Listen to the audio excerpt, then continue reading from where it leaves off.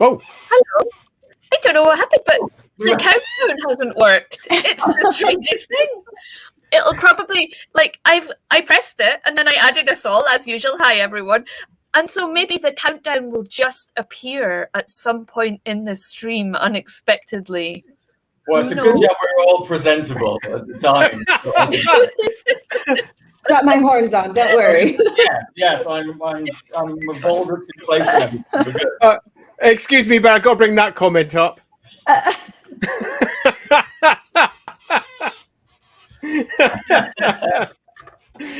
You could have made an effort, Mark. Slightly elevated, Mark. That's all, just a little touch. Anyway, do you want to set 2? Yes, anyway, welcome to Season 2, Episode 15 of Inside the Rookery. Today, we are very honoured and lucky to be joined by Rachel Day, VFX artist by day. Hello, Rachel, and costumer and incredibly glamorous photo shoot model by night. Welcome. Hello, everyone. Thank you so much. I'm Rachel, as she said. Oh, sorry, go ahead. Ooh, the lag. No, you go introduce yourself. Yeah, there's a lot of lag tonight. Ooh, fun. Okay, well, lag's going to be a good time. But I'm Rachel Day. As Lindsay said, I do VFX during the day and make sparkles on my own time with costuming and glamorous gold foil makeup. We do have quite a few of your photos, hopefully, if the technology allows us to share. Is that right, Andy? Yes, it is. And will I be able to do that later? Just loaded up right this very second, so they are ready and hopefully good to go. Okay, well, there's a question I have in mind for us to be able to look at some of the pictures. But for now, as always, please put comments and extra questions in the chat. Maybe just, Andy, look, can you keep an eye on it too? Because I have a lot of lag, which is extending to, oh no, you can't. You've lost your glasses. It's been quite a drama. Behind the scenes this morning has been dramatic.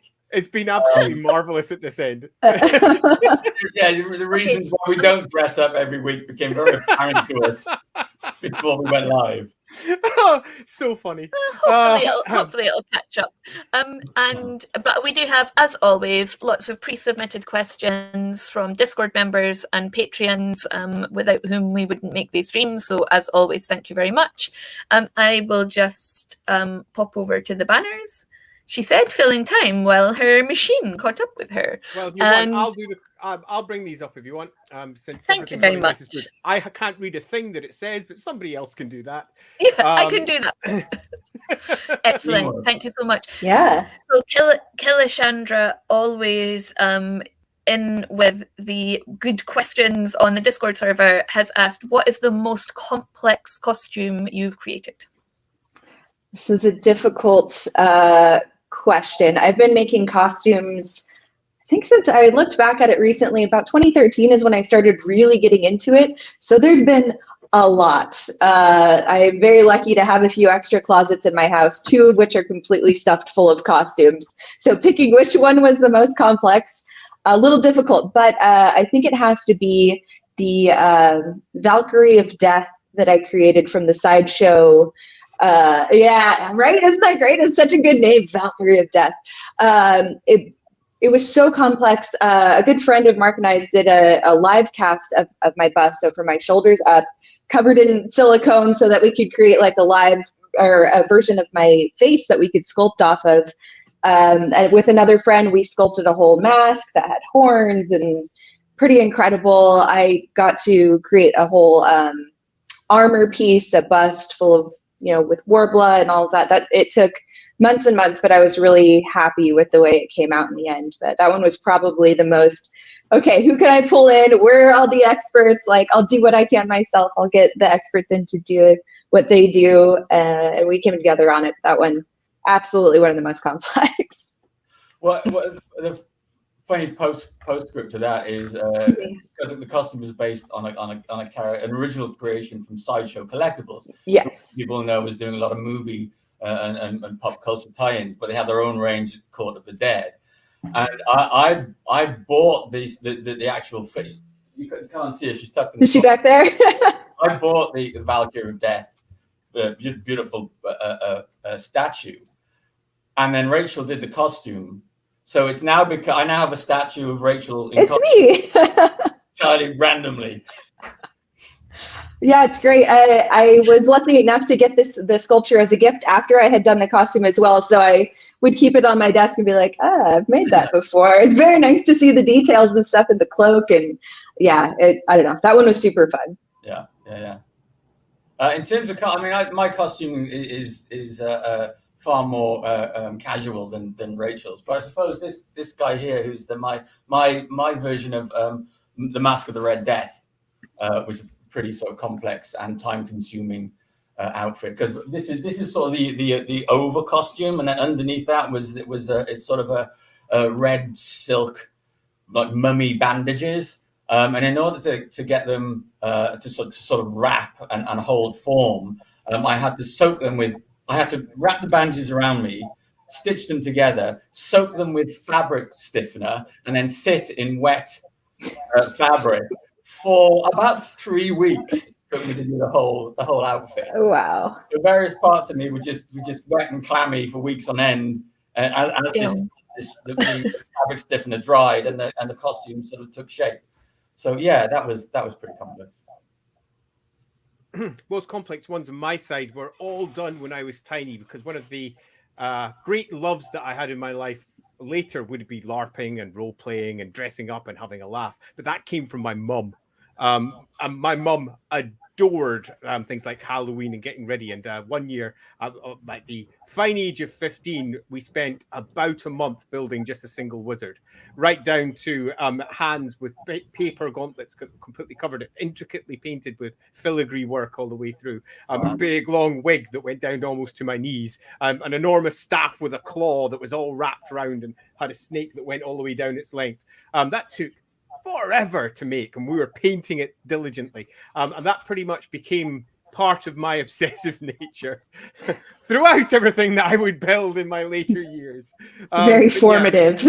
Yeah, quite. But that's back when I was 15, and without any shadow of a doubt, the most complicated one, because it took pretty much every night for a full month just getting it together, and we were scrambling for the last week to try and get it done in time. For me, my speciality is short notice costumes, because as a parent whose young children were at primary school in the UK, we celebrate World Book Day. You have to dress your child up as a book character. And also there's obviously Halloween, where in Scotland we go guising and you go round houses. It's like trick-or-treating, but in Scotland you have to do like a party piece. You sing a song or you recite a poem and you get something as a result. But the more elaborate your costume and the better your song, the more likely they are to give you money, not sweets. I'm coming over there. Yeah, not too much taller than the young 10 to 12-year-olds I used to go guising with when I was the parent in charge of the chaperoning, largely because I was the only one that wanted to go and get dressed up. I would go as Fantastic Mr. Fox, and always something which had face painting, which of course obscured my face somewhat. So they would go from each child to each child, and then they would come to me and be like, and what about you, wee lassie? What are you gonna do?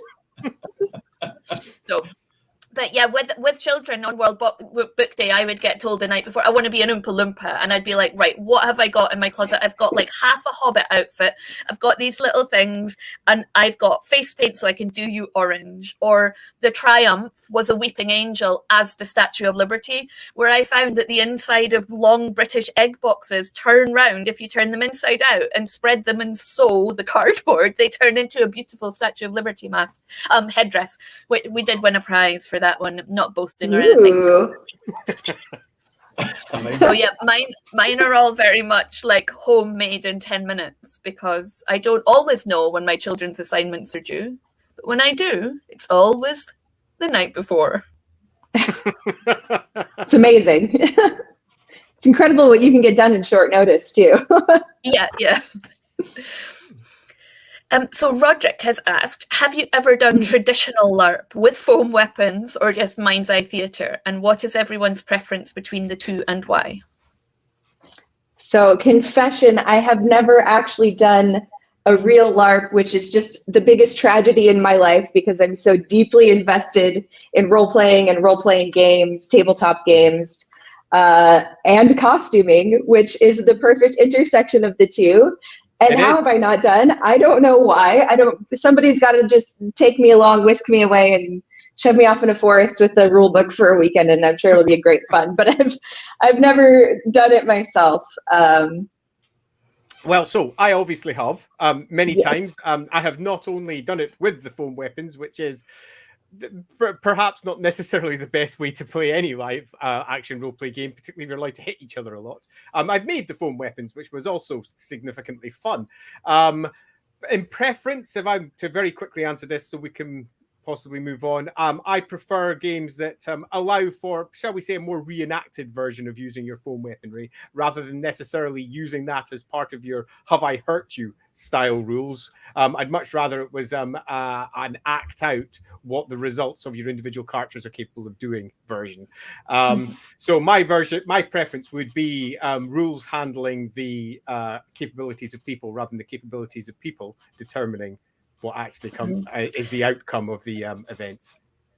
So regular viewers may know, I think we mentioned this very early in the streams, that actually not only have I LARPed, but that's actually how Andy and I very first met for the very first time in character. I was a vampire, a French I was a werewolf named Cecile, and he was a werewolf pretending to be a vampire. Oh, start you know. Oh yeah. So as a result, my very first words to Andy Law were, "Someone get this buffoon out of my way." Accurate. Unfair. And that was it for you. Love at first sight, huh? You could have gone with walking carpet as well, considering he was a werewolf, you know. Yeah. So, and then that summer actually I did go, that's the only time I've really LARPed in person at a proper event. We went down to an event called The Gathering, which was down, to my shame, I don't actually know where it was in England. Someone arranged a bus. We got on a bus. We stopped in York to pick up a few people who lived near the Roundtree factory. So they brought like chocolate bits with them. And then we drove somewhere else in Englandshire and I got off the bus. I don't know where I was. Maybe Bedfordshire, and that was like a proper, clan gathering type thing, full on battle at the end of the week, which was really good fun. But I think for me, I prefer the scope and scale of tabletop RPG over LARPing personally. Yeah, I LARPed in my teenage years. I've actually got a picture of me in LARP outfit. Ooh. And we did it with school friends.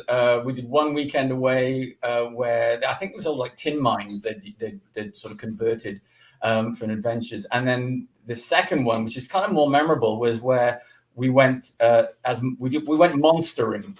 And if you volunteer for monstering, it doesn't cost you anything. You have an understanding that you go along. You're at the disposal, the mercy of the adventure, and you will get hit repeatedly with foam weapons all day long. But it was run by a company called Myth Law, which older viewers may remember were kind of in the UK, the sort of premier top level LARPing stuff. And you see they'd have a stand at Games Day before Games Day became Games Workshop only, and it was kind of like Hollywood movie quality props and costumes. So we went and did a day of monstering with that, where they give you like a tabard and then a selection of rubber masks that you swap between depending on the characters that you're playing. And my most memorable encounter with the party was there was we did it in the Forest of Dean, which is beautiful woodland on the borders between England and Wales.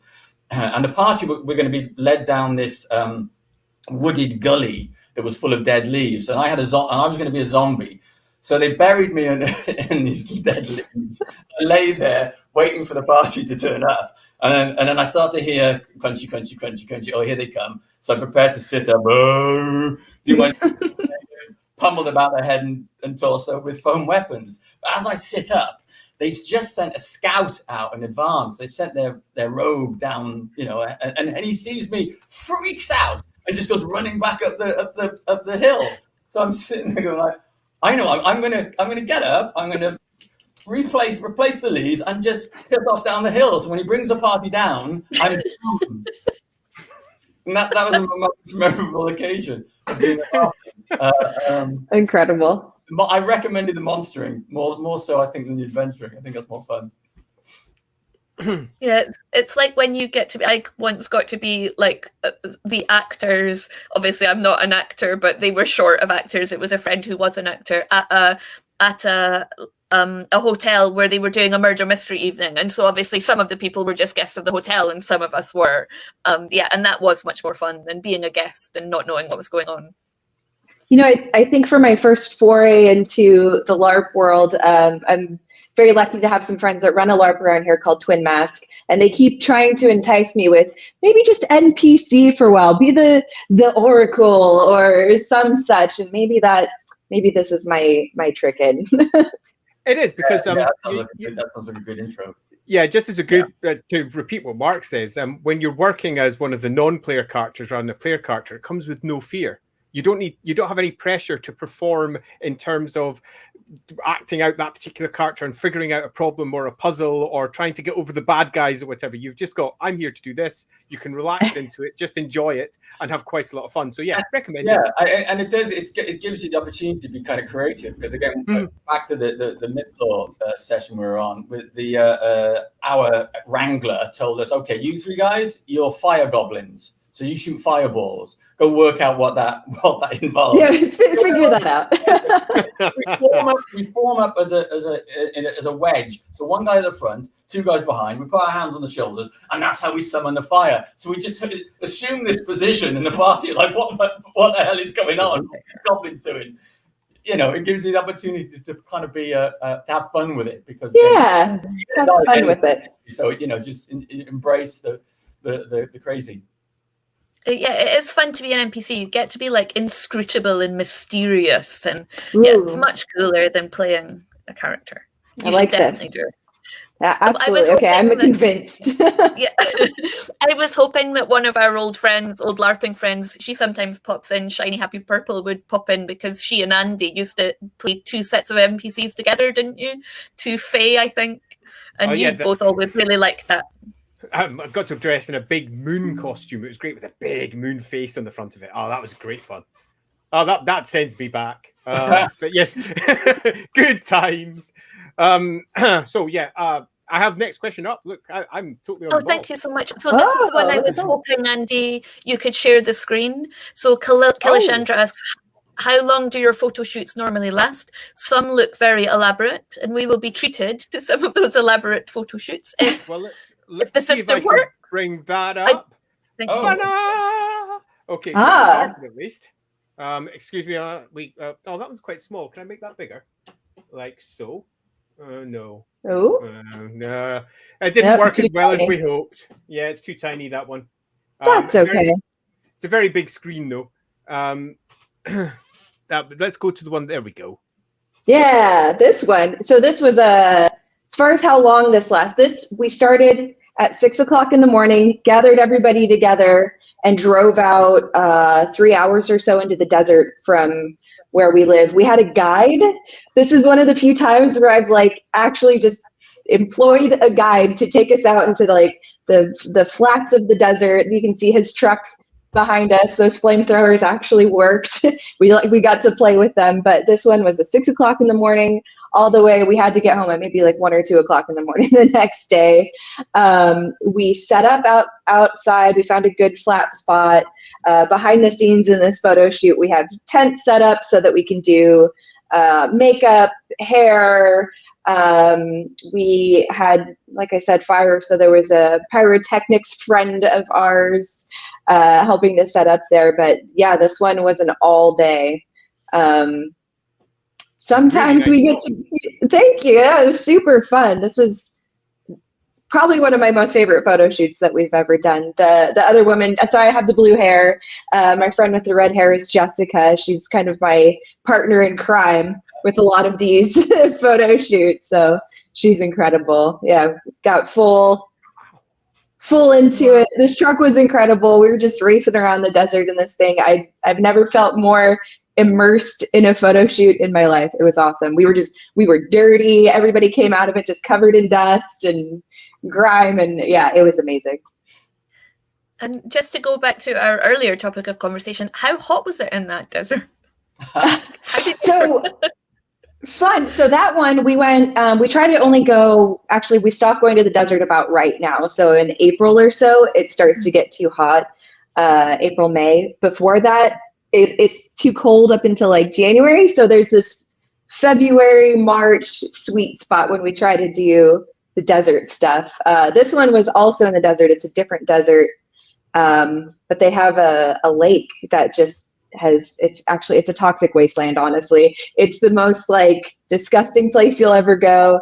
Dead fish everywhere, but nobody cares if you light things on fire. So we go out there and light things on fire in this desert. This was another all-day shoot. When we're going out to these locations, it's get up as early as you can and then do what you can do until the sun goes down. Shame I can't get those ones bigger. I'll see if I can finagle that in the background while I bring everyone back up. Yeah. I'll bring that off for the moment while I try to figure out how to get that bigger. Done it. Great, thank you. Oh yeah, you've clicked off it and then immediately make it bigger. There we go. Yeah. So this one was in preparation for a 2-day campaign. So is that considered a one-shot if it's 2 days? Can we call it a one-shot?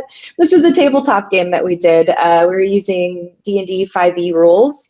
I created my own world and campaign. The 4 wonderful ladies around me were the characters, and I was the Oracle/DM for this.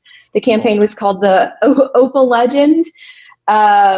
We dressed up like this at our table. We did our live stream 4 hours one day, 4 hours the next day, and had a blast with it. Of course, we had to do our promotional photo shoot and look very fancy before we did our stream. But yeah, it was a lot of fun. A lot of fun.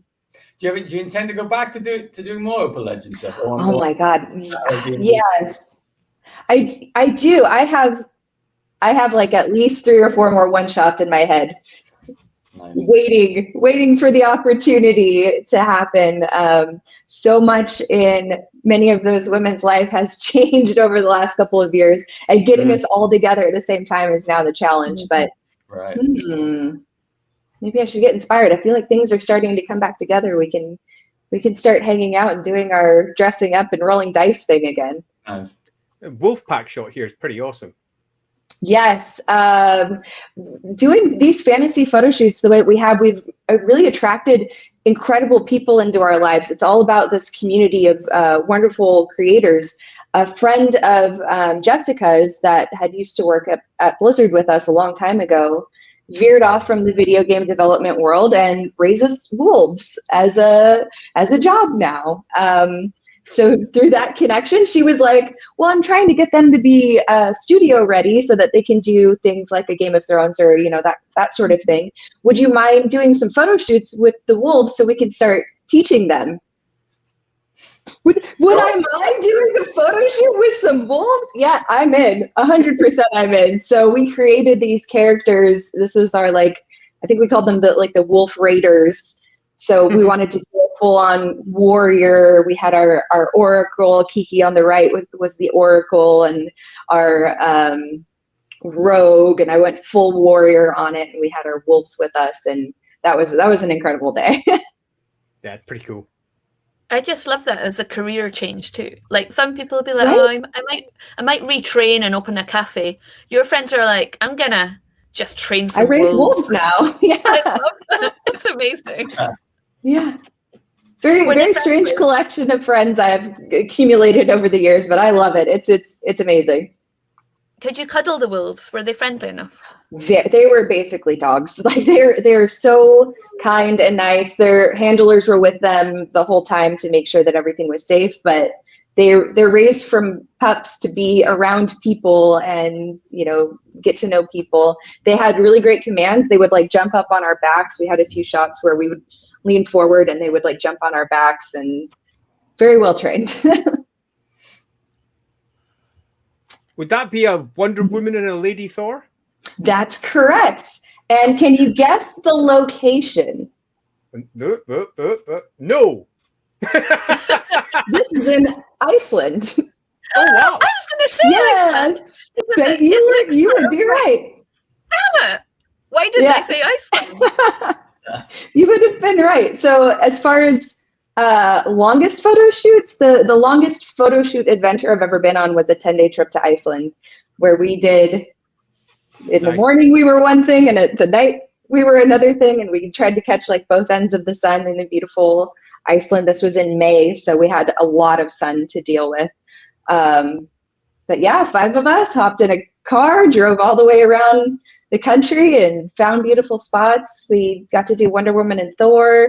It was wonderful. Do you know, very memorable. I think you told me about this, Rachel, in our first chat. It's not that I just have some instinctive ability to reference Iceland.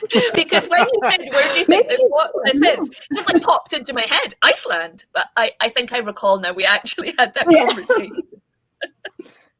Awesome. So Oil Painting 71 asks, a lot of artistry in these photos. Have fantasy illustrators ever asked you for photo references to paint from? Yes, actually. Another friend of mine is an illustrator. She recently did a whole tarot deck of cards. So much work. I don't know if any of you have ever thought about creating a deck, but it is so much work. And she very timidly at first was like, I know this is a lot of work, but can you help out? And we gathered a few of us and did some reference photos. And yeah, it was fun. It was really nice to be involved in that in the small way that I could. She's doing all the incredible hard work, but sure, we can knock out a few poses and drape some things and take some reference photos. It's fun. What is the theme of the deck? Sorry, Mark, have you created a tarot deck?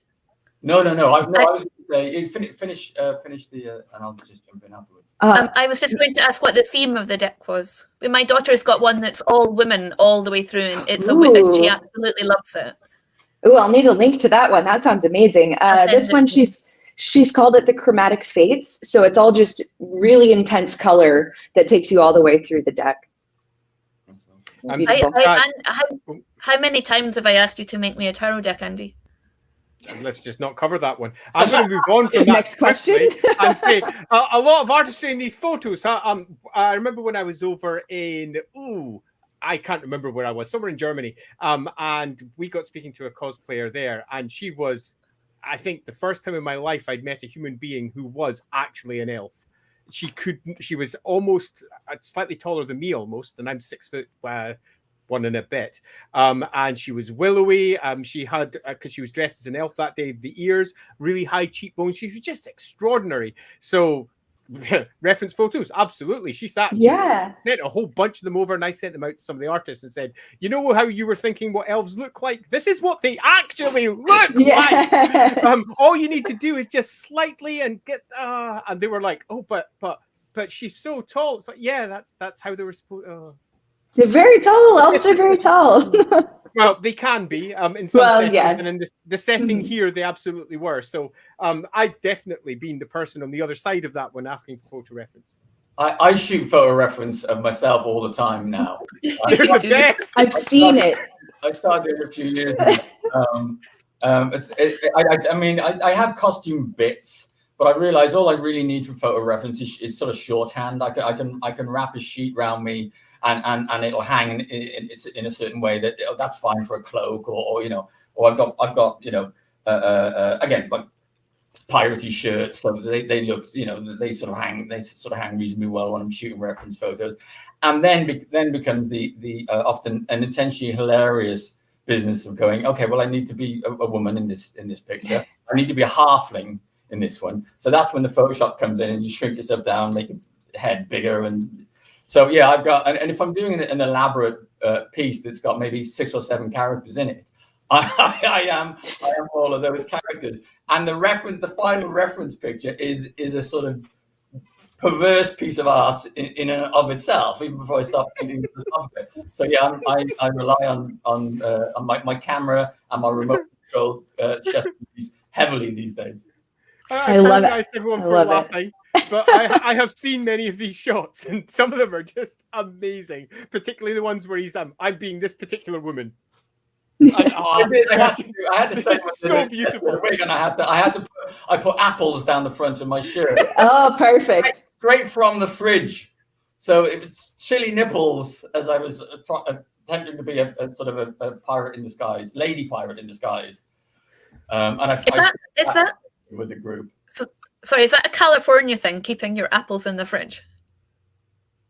I chill my fruit all the time. It's because it's. I don't.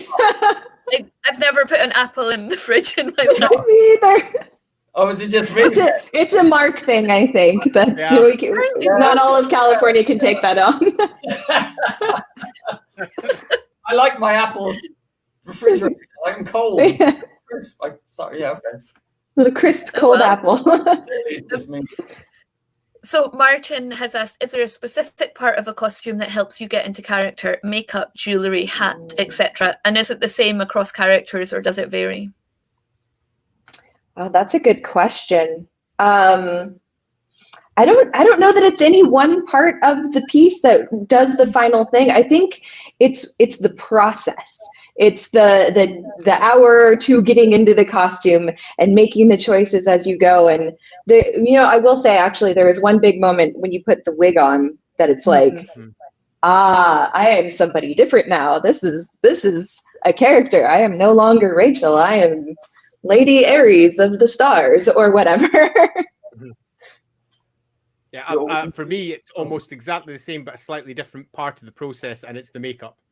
Because it's the point when you stop looking like yourself and you start looking like the character that you're attempting to be. Because if you're just wearing a host of different clothes and you've not got the makeup on, it's just Andy in a brown thing, or Andy in a suit, or Andy in a whatever. But if you've got the makeup, you've got your eyeliner in place, you've got your nails done up, suddenly you no longer look like you did before, and it just starts to sink in. It's when I blacken the beard. That's that's the moment Mark goes away and the evil alter ego takes over. Although I think I have done costumes when I've left the beard grey, but as soon as the black goes on, it's like, oh yeah, somebody else is here. Yeah. What's your technique? I'm curious. It's mascara. I learned it from Adamant. Yep, that's exactly what I do as well. I mean, like mascara, that makes total sense. I'm surprised more people don't do that. No. So this is a great question because it follows on from the last one, because I was going to ask Andy something about GMing, but this question will do it for us. So Kilishandra asked, have you ever dressed up for normal tabletop role-playing? And if you have, do you think it helped ground you in character?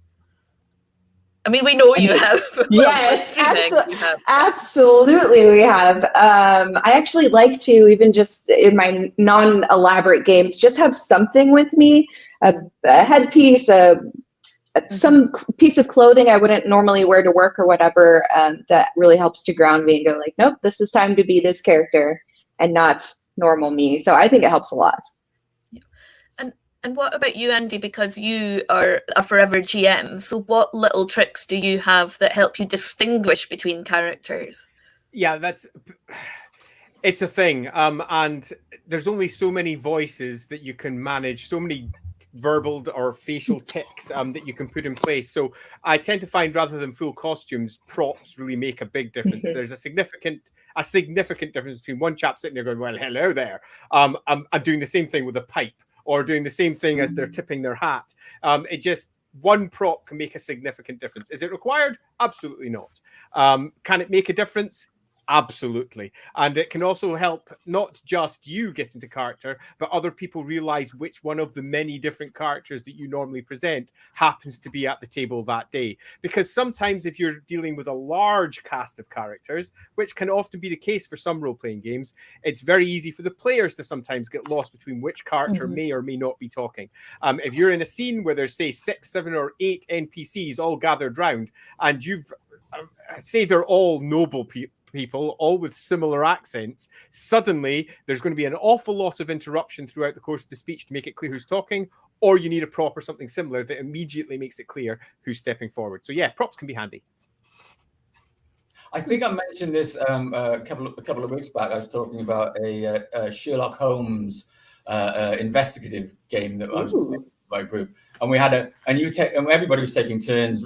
You read this sort of sections of script in effect that you read as you move from location to location. And I brought a bowler hat, so whoever's turn it was to talk to read the bit, you put the bowler hat on. You're now one of the Baker Street irregulars. It is now the era of Holmes and Watson. So assume the persona. So yeah, the hat was helpful.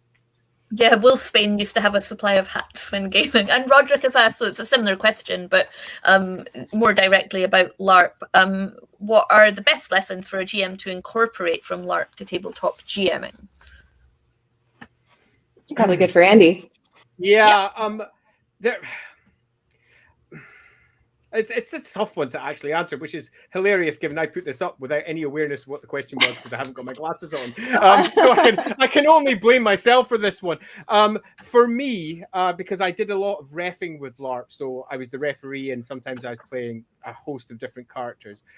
For me, it was really incorporating who and what the different characters were as a GM. And ensuring that each of the characters were unique and discreet. Because when you're LARPing, it's far more you than the GM when you're GMing at a tabletop. Because at a tabletop, you've got a lot of verbal description.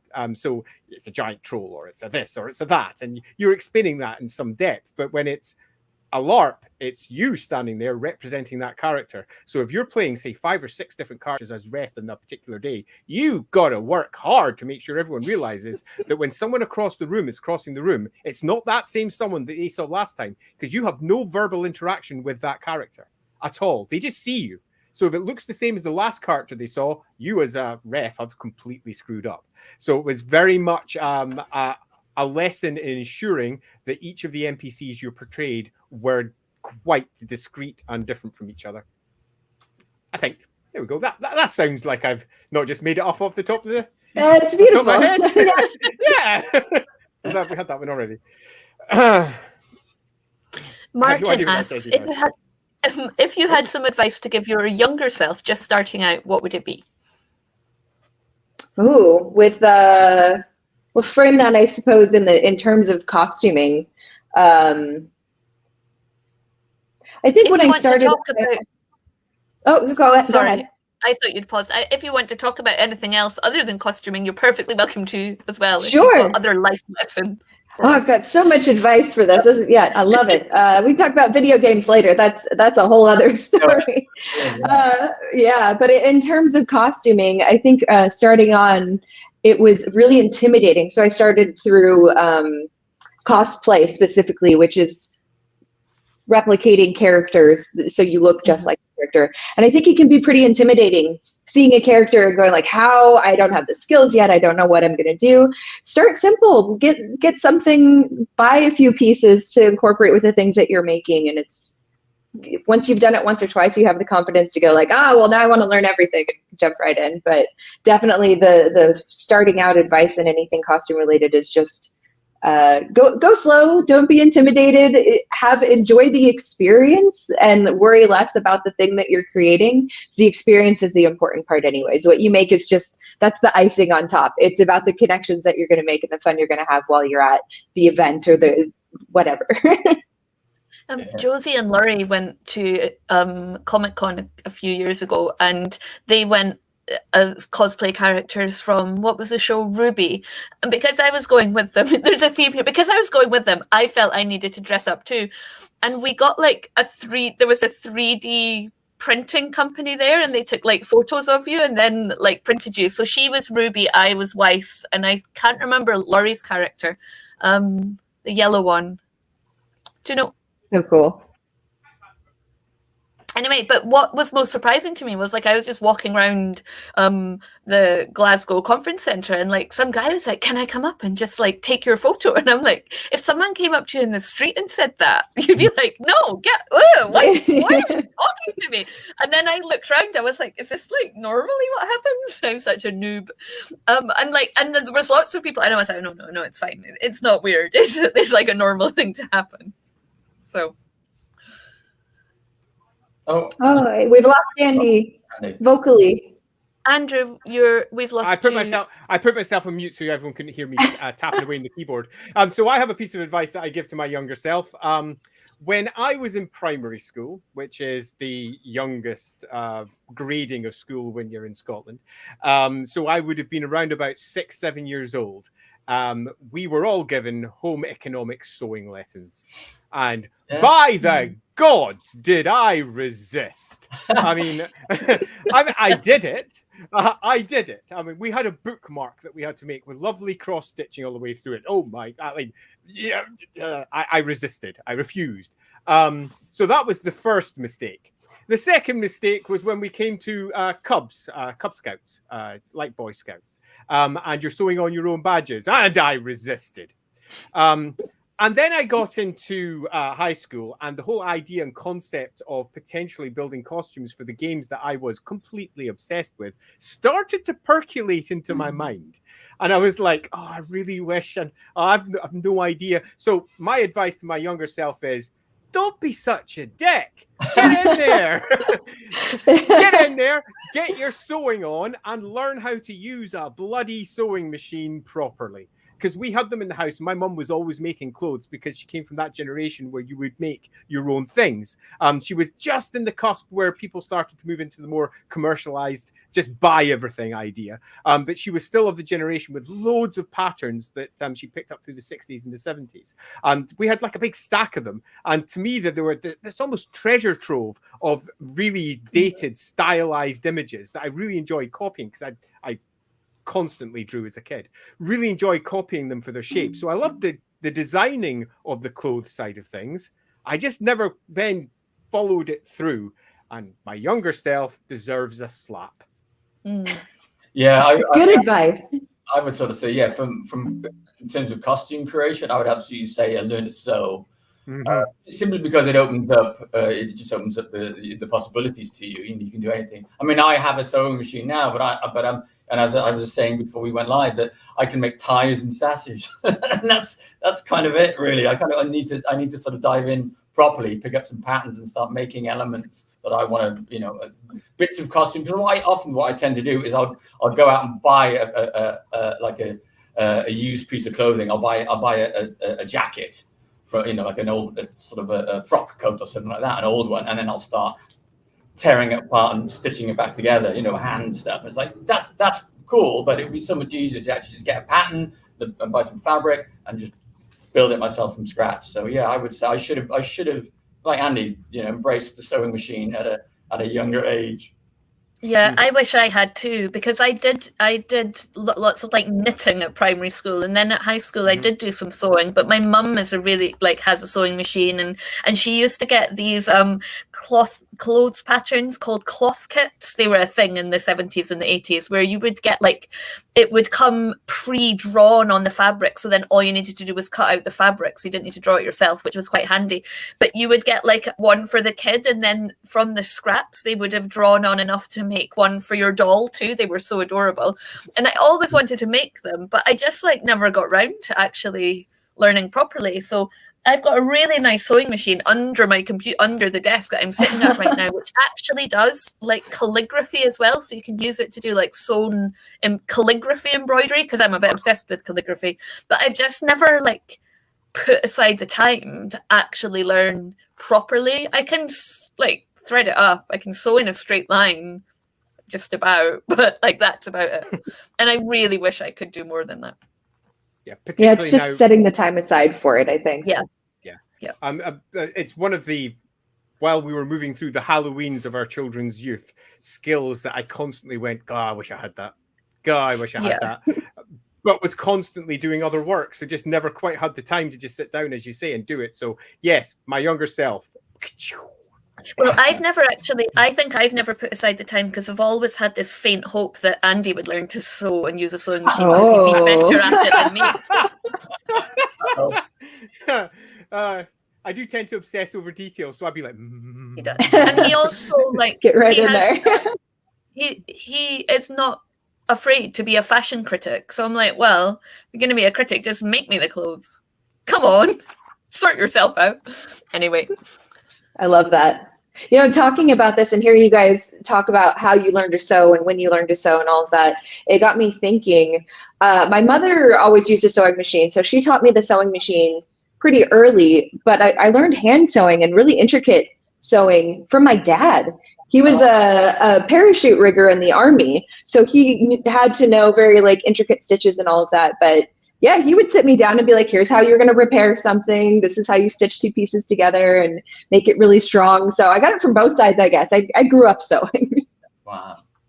Just like to call out Wolfsbane, do some sewn maps. Absolutely. One of my favorite maps I had about 10, 15 years ago was just a simple printout that came from Black Library of one of their big maps that was printed on cloth. And it just looked really nice. And I constantly thought, I should sew that. I should sew that. It would look really nice embroidered. I should sew that. I should sew that. But of course, didn't have the skills because younger Andy was an idiot. So it was nothing more than one of those dreams that sat on my wall because I pinned it up on the wall. I yeah, am better at embroidery than machine sewing, though. You do know that, right? I am like, you know, like this stuff. I've got stuff I've done like on the walls and on my jeans. I could have embroidered a map for you. So Seagoat says, I made my own face masks out of old sheets at the start of lockdown. Actually, it's a sewing machine tutorial from a cosplayer to understand the stitches. There's a lot of great tutorials out there. So many resources. Yeah.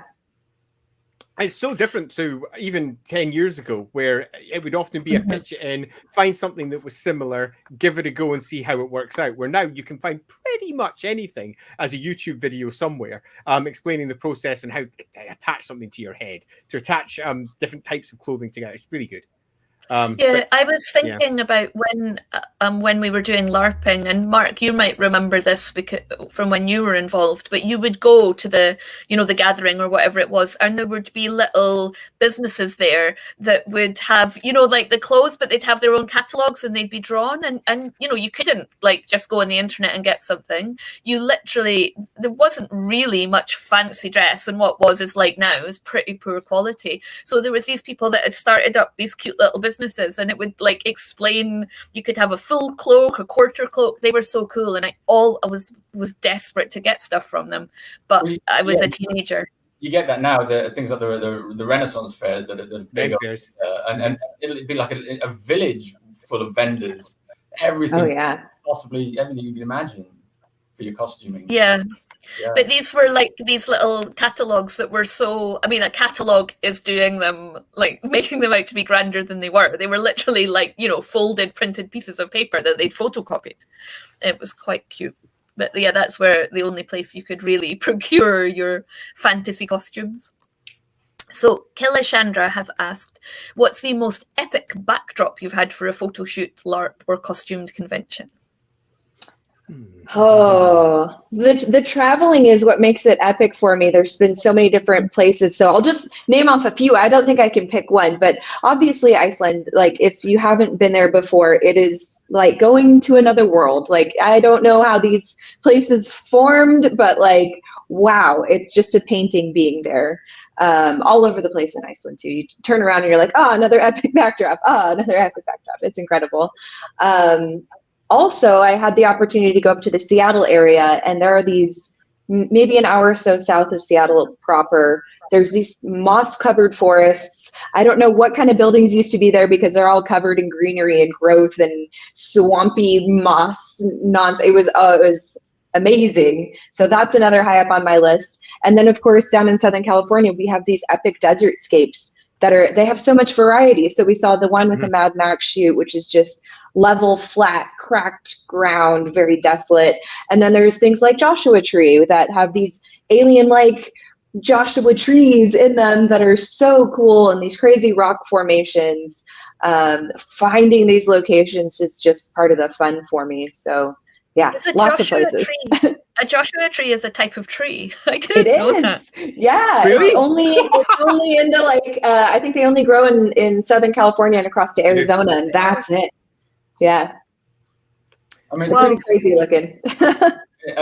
Also in Southern California, of course, being the stone's throw from Hollywood, there's always throughout the year a whole bunch of sort of costume events or balls that sort of encourage dress up, and they're inevitably held in these amazing old hotels in downtown LA, which are just the grandest locations you can imagine. That many of them lay derelict for years, but as downtown LA was redeveloped, they gave them new life. So you can find yourself, you can go to one of these balls and find yourself with the most epic backdrop just because it's being held in a fantastic location purely by chance, you know.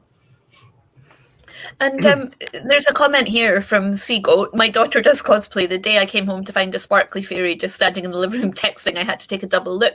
But you see, at those events, or if you were out and about in costume, would you ban like something that would break the effect? Would you ban mobile devices? Would you have those juxtapositions that might break you out? Or would you like go around to these costume events and see people just breaking character, I guess? So at the event that Mark and I go to, back to every year now, I hope. Yeah. Yes, the Labyrinth of Jareth.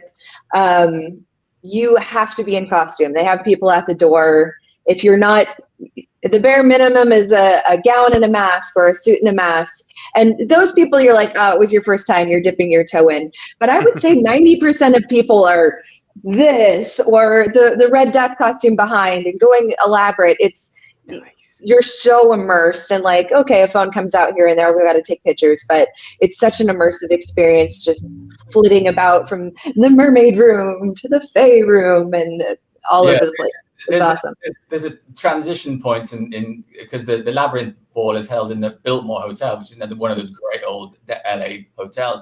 But there are sort of transition points where the normal world and the fantasy world butt up against each other, and sometimes those make for the most amazing encounters. Like you might be coming out of the lift, and there's a flight crew from a Korean airline who was staying at the hotel, which are coming, getting on the lift, and you come out dressed like that, and there's just sort of moment of sort of panic you see in their faces, and then everything's okay again. Oh, it's all right, it's okay. They're meant to be here. It is LA after all. Yeah.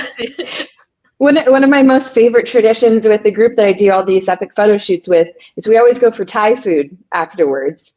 So we've got crazy makeup, sometimes bloody messes, whatever we're doing, our wigs, horns, whatever, and we all sit down and have a lovely little Thai dinner together someplace close by. And every time we do this, the people at the restaurant are like, what is that?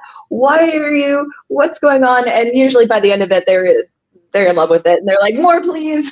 We need more of this.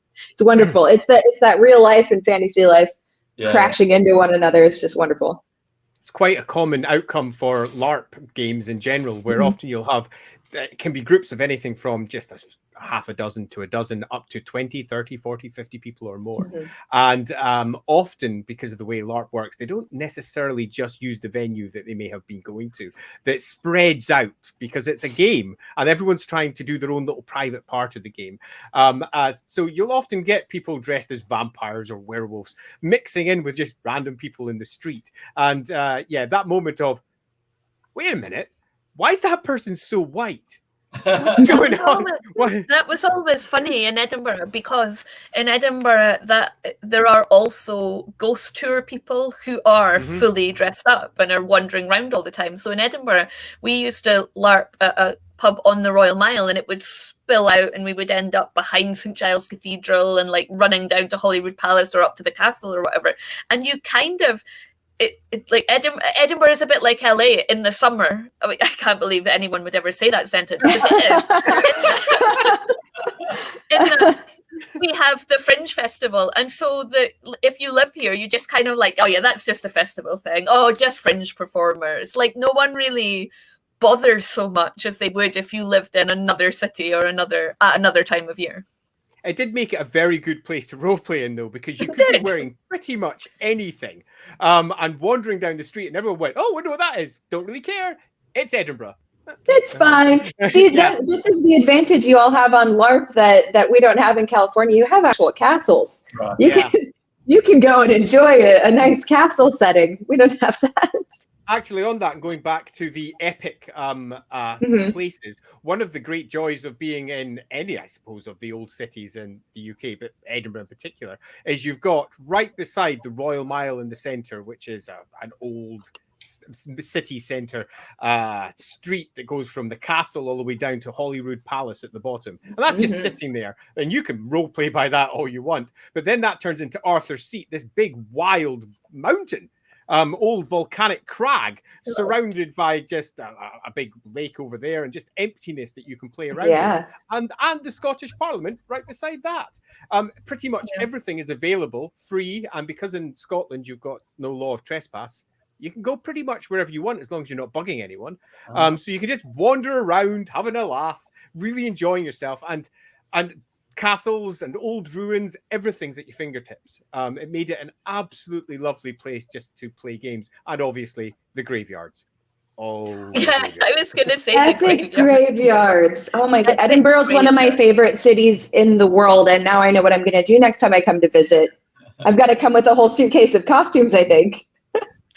Yeah. Oh, it would be great for some even like Calton Hill, with it's got like a fake Parthenon on it, which like never got completely built, but that would be an amazing backdrop for some of your photo shoots. Just saying, we might have a spare room. I would love it. I would love it. That's literally, I think, my favorite city in the world. Beautiful.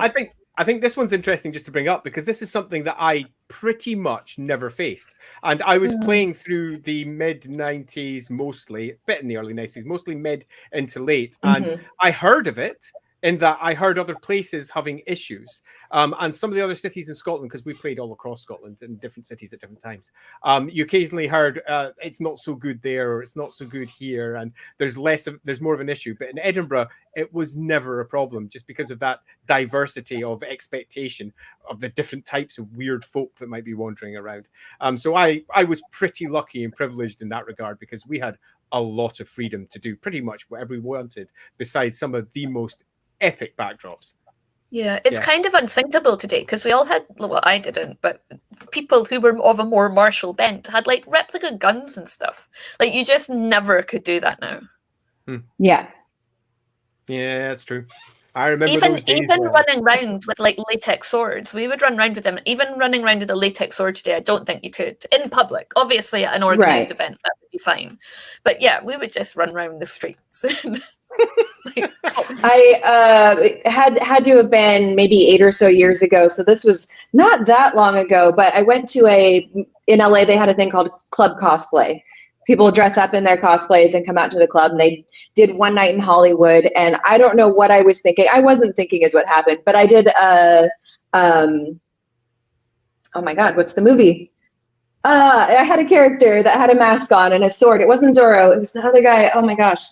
Princess Bride. What's his name? What's his name? Wesley. It's Wesley. I was my Dread Pirate Roberts, female bent on Dread Pirate Roberts. And I have swords in the house. I was like, oh, this rapier would be wonderful. So I just threw it on my belt, walked into the club, full live sword, didn't even think anything of it. So don't do that. Don't do what I do. It's not a good idea. But I remember at the end of the night being like, oh my God, I brought a weapon into a club. Whoops.